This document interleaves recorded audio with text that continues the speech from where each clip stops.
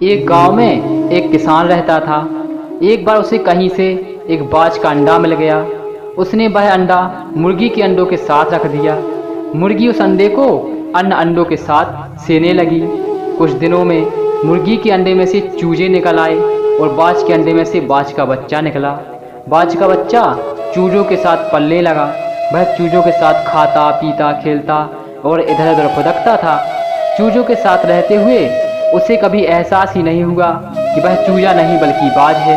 वह खुद को चूजा ही समझता था और हर काम उन्हीं की तरह करता था। जब उड़ने की बारी आई तो अन्य चूजों की देखा देखी वह भी थोड़ी ही ऊंचाई तक उड़ा और फिर वापस ज़मीन पर आ गया।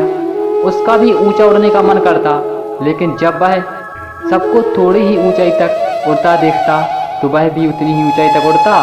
ज़्यादा ऊंचा उड़ने की वह कोशिश ही नहीं करता था। एक दिन उसने ऊंचे आकाश में एक बाज को उड़ते हुए देखा। इतनी ऊंचाई पर उसने किसी पक्षी को पहली बार उड़ते देखा था। उसे बड़ा आश्चर्य हुआ। उसने चूजों से पूछा, वो कौन है भाई जो इतनी ऊंचाई पर उड़ रहा है? चूजे बोले, वो पंछियों का राजा बाज है। वह आकाश में सबसे ऊंचाई पर उड़ता है। कोई दूसरा पक्षी उसकी बराबरी नहीं कर सकता। यदि मैं उसके जैसा उड़ना चाहूँ? बाज ने पूछा। तो चूजे बोले, कैसी बात करते हो? मत भूलो तुम एक चूजे हो। चाहे कितनी भी कोशिश कर लो, बाज जितना नहीं उड़ पाओगे। इसलिए व्यर्थ में ऊंचा उड़ने के बारे में मत सोचो। जितना उड़ सकते हो उतने में ही खुश रहो। चूजे बोले। बाज ने चूजों की यह बात मान ली और कभी ऊंचाई पर उड़ने की कोशिश ही नहीं की। बाज होने के बावजूद भी वह पूरी जिंदगी मुर्गी के समान जीता रहा।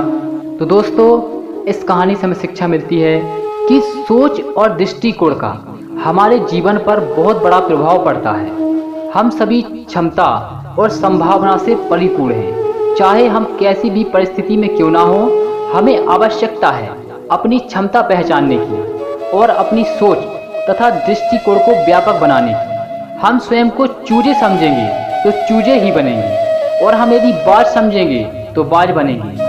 खुद को कम न समझें, अपनी क्षमताओं को सीमित न करें, बाज बने और जीवन में ऊंची उड़ान भरें। ठीक है दोस्तों, आशा करते हैं कि आपको हमारी ये मोटिवेशनल कहानी पसंद आई होगी।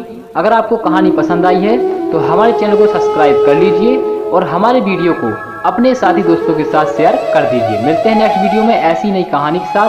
तब तक मेरे सभी दोस्तों को बाय बाय।